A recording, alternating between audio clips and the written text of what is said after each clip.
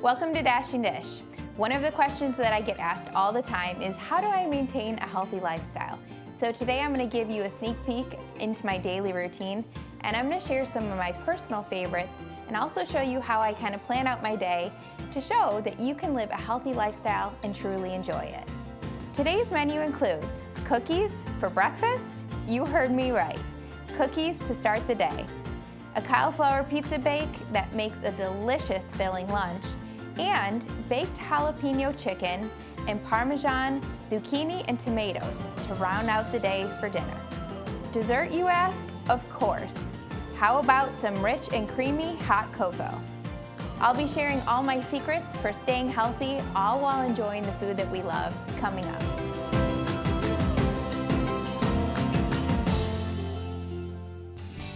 Oftentimes people ask me, how do you live a healthy lifestyle? And a lot of times people want a look into my daily life to sort of figure out the tricks or the ways that I meal prep and create healthy food for a living.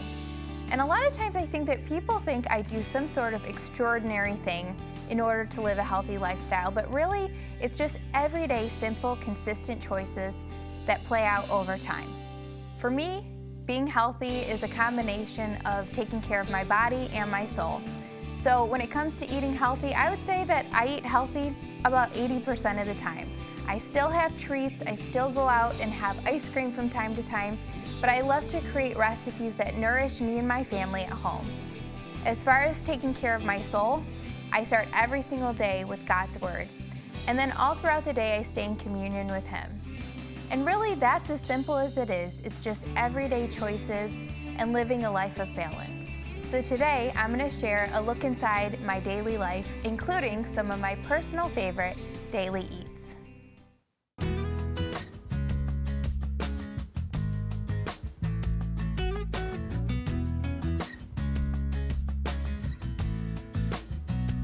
All right, so we're kicking off a look into my daily life, of course with breakfast, because that's how I start my day.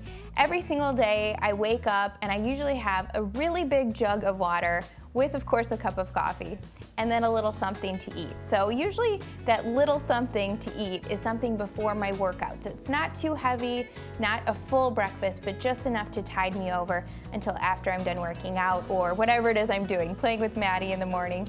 So I usually have something light, and the breakfast cookie that I'm making today is the perfect option if you're on the go or you want something that's light for breakfast. And who doesn't love cookies for breakfast? So it's all really wholesome, good ingredients to start your day, even though it's in a cookie. I have some old-fashioned oats here, and that's 1 cup of old-fashioned oats. I have a half cup of oat flour. So these are just like basically an oatmeal cookie, but instead of white flour, we're using oat flour and we're using old-fashioned oats, of course. Then for some protein, it's really important to start your day with a little bit of carbohydrate to get your blood sugar stabilized, to give you some fuel for the day, and also some protein. So I have 3/4 cup of peanut flour. And peanut flour is, there's a lot of different brands out there, but basically it's just dehydrated peanuts, the fat taken out, and it's just the protein and the flavor of peanut butter. So what's not to love about that? If you love peanut butter, you'll love peanut flour. If you don't have that on hand, however, you can use protein powder or some additional oat flour. I also have some baking soda and some salt. And usually how I like to start my day is I like to spend some time just reading my Bible, and first thing when I wake up, have it alongside with some coffee. Usually I do it before Maddie's up, so I wake up really early, like 5 o'clock in the morning, so that I can have that quiet time to start my day with nobody making noise, nobody needing me in the house. And then after I have a little bit of something to eat, then I usually have a workout or I go for a walk, something to move my body most days of the week. And then after that, I come home and I take a shower, get ready really quick for the day, and then I have some sort of shake or smoothie, something that's really satisfying and refreshing after my workout. So I added about a 1/4 cup of sweetener, so I did some monk fruit sweetener, but you could use any kind of sweetener you like if it's granulated. So coconut sugar, sugar in the raw, stevia, whatever it is that you like. Then for my wet ingredients, I have a 1/2 cup of applesauce and 2 eggs.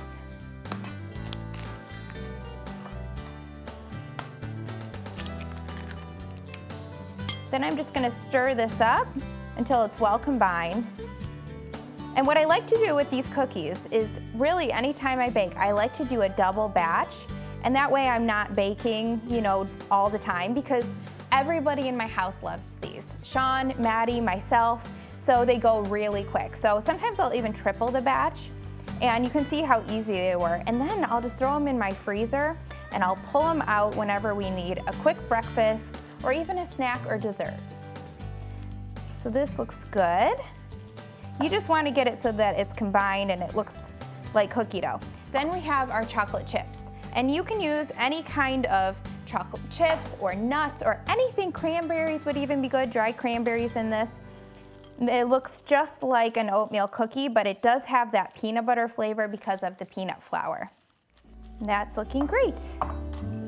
So my mornings are usually spent creating recipes, and my husband Sean and I both work from home, so we usually juggle Maddie, and what we'll do is we'll take one morning where I have her and I'll take her to gymnastics or take her to the park or whatever it may be, and then the next morning Sean will take Maddie and spend time with her. So we always have a full morning, or at least a few throughout the week, to get some work done. So I spend the rest of my morning after my workout, time with Jesus, usually making and creating recipes. And then when she's down for her nap, because she's only 3, so I still have that golden nap time, I will take pictures of the recipes, write them down in my computer, all the editing that needs to be done, and then I put them on Dashing Dish if they are Sean and Maddie approved, of course. So these look perfect. I'm gonna pop them in the oven, 350 degrees for about 15 minutes or until they're golden brown and set. And then stay tuned, because up next we have a cauliflower pizza bake that is ooey gooey, cheesy, and wonderful pizza flavors.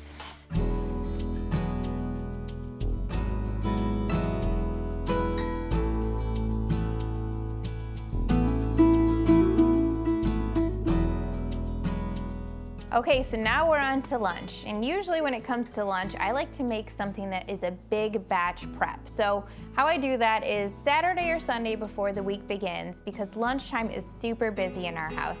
I make a big batch of something for myself, Sean, and Maddie to all enjoy for lunch. So something like a casserole, a soup, a big salad, these are all things that I prepare ahead of time so I can just get it out of the fridge and feed everyone when we're hungry.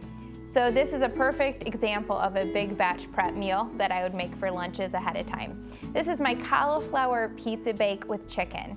And I just took 2 bags of frozen cauliflower florets. And this is kind of a shortcut for me, is I never really buy fresh vegetables unless it's absolutely needed. I like to work with frozen because you can just steam them or thaw them or roast them, and then they're good to go. They're washed, they're cut for you. It's a great shortcut tip. So I have 2 bags in a bowl here, and I'm adding 2 cups of cooked chicken. Now you could do rotisserie chicken, you could do grilled chicken that you had left over, whatever kind of cooked chicken. You could even do Instapot or Crock-Pot shredded chicken. Then to the bowl, I'm gonna add some marinara sauce, or you could do pizza sauce. So whatever it is that you prefer or have on hand. I like pizza sauce because it has a lot of the flavors of pizza, all the seasonings in there already, but I do add a little bit of extra seasoning, 1 teaspoon of garlic powder, and then 1 teaspoon of Italian seasoning. And that just gives it an extra punch of flavor. And then, of course, some Parmesan cheese. You can't have pizza without Parmesan cheese. It adds that salty flavor, and it really brings everything together. So this might look like it's not a whole lot of anything yet, but when you top it with the mozzarella and you bake it, you can even add pepperonis on top. It turns into the most delicious pizza bake, and you would never guess that cauliflower is in it. Now I have to admit, Sean and Maddie probably wouldn't eat a cauliflower-filled dish, even a pizza one. I have tried. When Maddie was really little, she loved her veggies, but since she was about 2, wouldn't you know if she had an opinion about her veggies? So now I have to blend them and hide them wherever I can. So with Sean and Maddie, what I would do for this exact same recipe is I would boil some whole grain pasta. I usually use brown rice pasta. That's the best as far as nutrition goes, and something that they still look at and they think that's white pasta. You know, I can't use the green stuff. And so then I would put the cooked pasta in this exact same recipe, so I might just make it all over again with cooked pasta, chicken, and the sauce and the Parmesan, and it would be perfect. So I'd make one casserole dish for me for lunches and one for them. Now I'm just gonna spray a 9x13 baking dish with cooking spray, and then I'm just gonna pour it in. And you can see how easy this was, and it will last me for lunches all throughout the week, and I just heat them up. It also would make a fabulous leftover if you're gonna make this for dinner. So I'm gonna kind of spread it in there. And then I'm gonna top it with cheese. And like I said, you could top this with pepperonis, any kind of veggies that you like on your pizza. It would be absolutely delicious. And a lot of times what I like to do is, because I'm trying to live a healthy lifestyle and not really think too hard about it, is I like to just incorporate veggies wherever I can with the flavors of what I like. So I love and enjoy pizza, of course, who doesn't? And so then I can find ways to add veggies to a dish where it tastes like pizza, it still has gooey cheese on it, and it has chicken to keep me satisfied. And there you go, it's the perfect healthy dish. So now I'm just gonna pop this in the oven, 425 degrees for about 20 to 25 minutes, and it will be absolutely delicious. I can't wait to have it for lunch.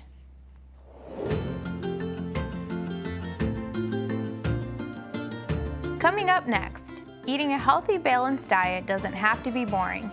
We're bringing in the spice with jalapeno chicken and sheet pan squash and tomatoes for the win. And for something that's sweet, creamy, skinny hot cocoa.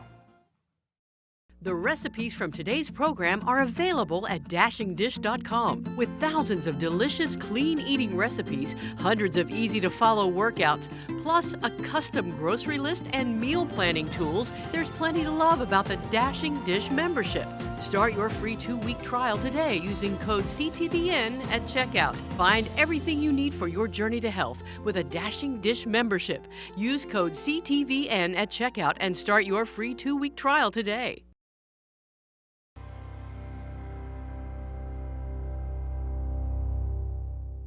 If you've been walking the same old road for miles and miles, if you've been hearing the same old voice tell the same old lies, if you're trying to fill the same old holes inside, there's a better life, there's a better life. If you got pain, he's a pain taker. If you feel lost, he's a way maker. If you need freedom, a savior, he's a prison shaking savior. If you got chains, he's a chain breaker.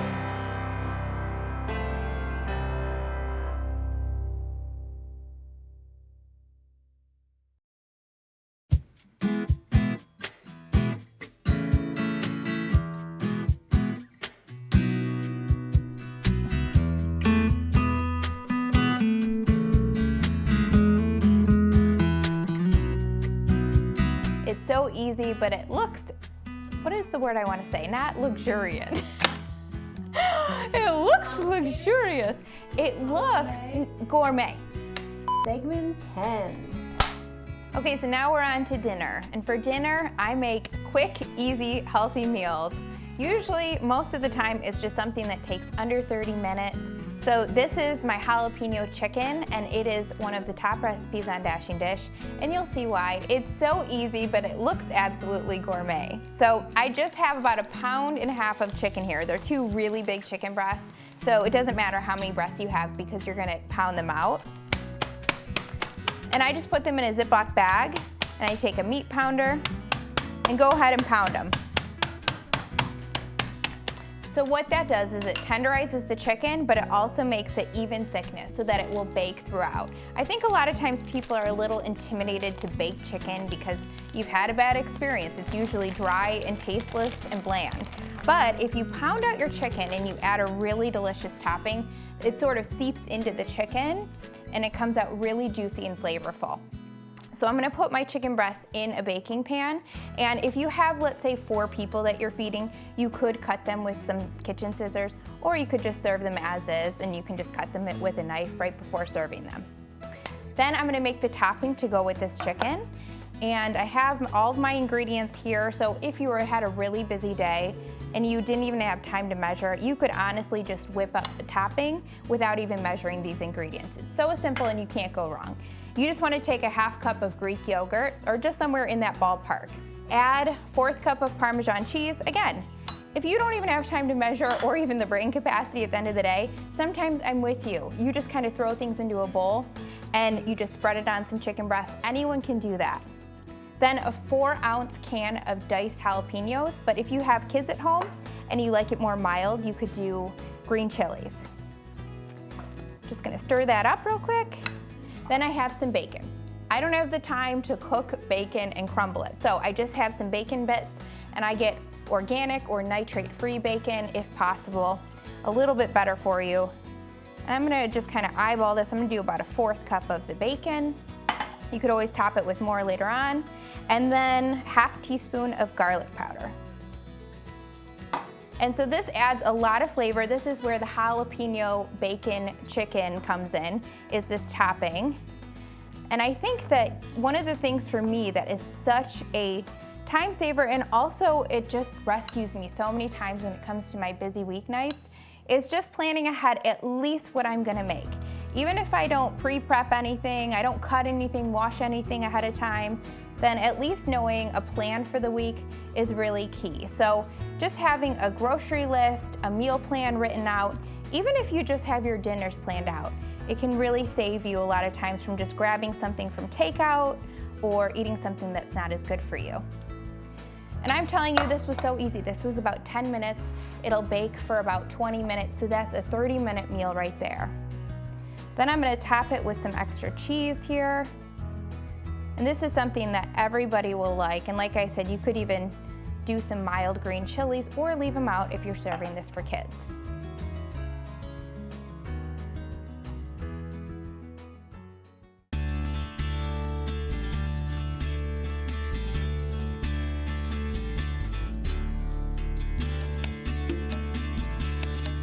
I wash the squash and tomatoes and slice the squash to form half-moon shapes with even thickness.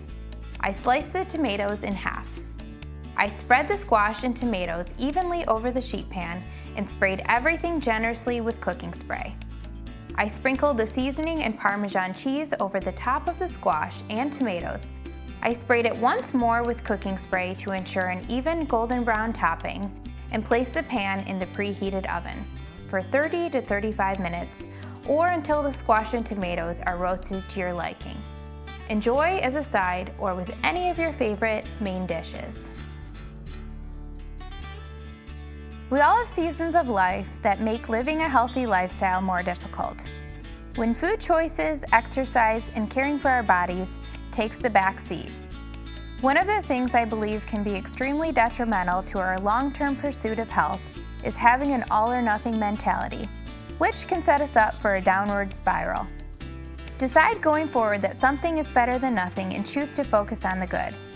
When we focus on our wins rather than our perceived failures, we will be much more likely to move forward in a positive mindset and continue down the road of balance and success.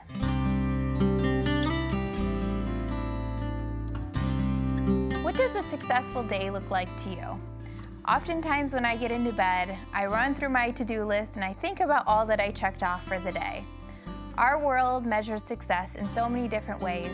Often it's to-do lists, priorities, even accolades and promotions.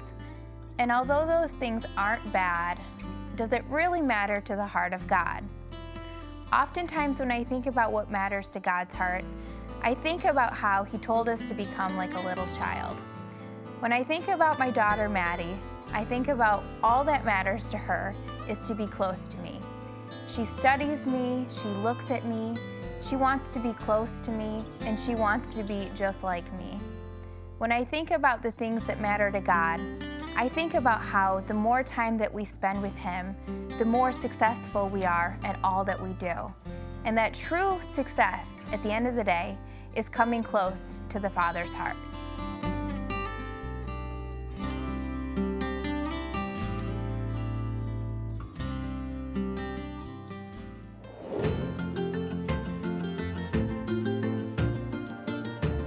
Coming up next, when I'm craving sugar, I indulge in a no sugar added hot cocoa.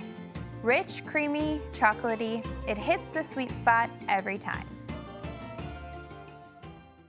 The recipes from today's program are available at dashingdish.com with thousands of delicious clean eating recipes, hundreds of easy-to-follow workouts, plus a custom grocery list and meal planning tools. There's plenty to love about the Dashing Dish membership.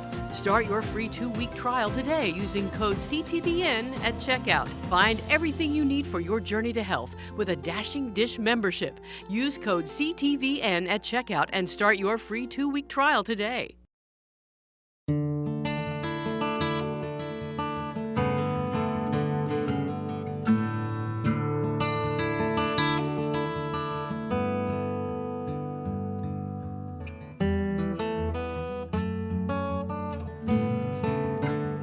Now we're going to finish out one of my typical days, and of course I have to have dessert, and especially something chocolate. After dinner, I don't know about you, but I'm always looking for something sweet. So this is the perfect way to end the day, and it makes me feel really satisfied because it's a warm, chocolatey drink. I'm starting with 2 cups of almond milk that are warming in a pot. You could also do this in the microwave if you just want to do it really quick.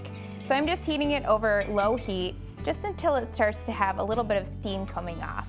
Then I'm going to add some cocoa powder. And a lot of people don't think about making their own hot chocolate because they think, you know, just use the packets, why not? But those packets are actually filled with sugar, chemicals, and also a lot of calories. So this is about 50 calories and is the perfect way to round out your day. So 2 tablespoons of cocoa powder, just a pinch of salt, and that really is needed, just that pinch of salt. It gives it a lot of flavor. Then 2 tablespoons of maple syrup, and just about a teaspoon of vanilla. So I'm just gonna whisk this all together. I also have some monk fruit sweetener, and a lot of times with coffee, tea, or hot chocolate, I like to use the liquid sweeteners because it blends in really nicely versus the granulated stuff. So a lot of times I have liquid stevia or monk fruit sweetener in my coffee, tea, or in this case, hot chocolate. And so I'm gonna put a few drops of liquid monk fruit sweetener just to enhance the sweetness just a bit. And this is really good, especially around Christmas time with a little bit of peppermint extract. You could do a little bit of whipped cream on top to make it really rich. And I'm just gonna pour it into my mug here. Now this will make about 2 servings, so I doubled the recipe. You could give one to someone that you love and have a nice hot chocolate with a movie. It's a great way to end out your day.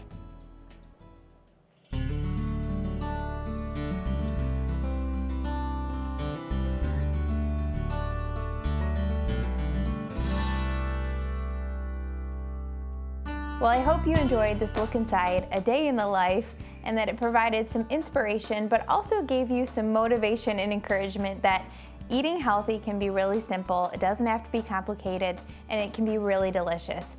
For all of these recipes and more, head over to dashingdish.com where you'll find recipes that nourish your body and soul.